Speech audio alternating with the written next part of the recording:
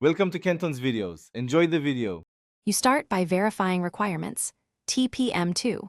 0 and UEFI are mandatory for Secure Boot on Windows 11.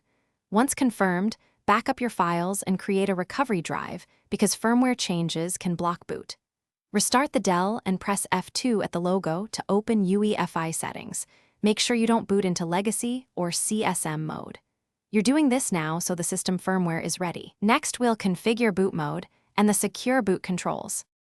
Once in UEFI, switch boot mode to UEFI and disable Legacy or CSM. This allows Secure Boot to operate correctly.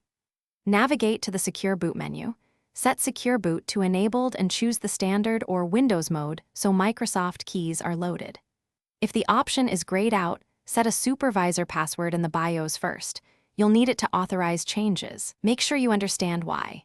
Secure Boot validates bootloaders to prevent unsigned malware from running before Windows starts. After enabling Secure Boot, save changes and exit UEFI. Let the Dell reboot and confirm Windows boots cleanly. Once started, run system information, msinfo32, and verify Secure Boot state shows on and TPM2. 0 is present.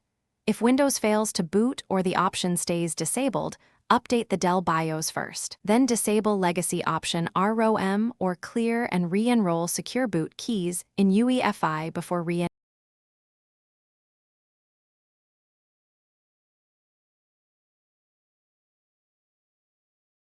Thanks for watching. Consider subscribing if we helped you.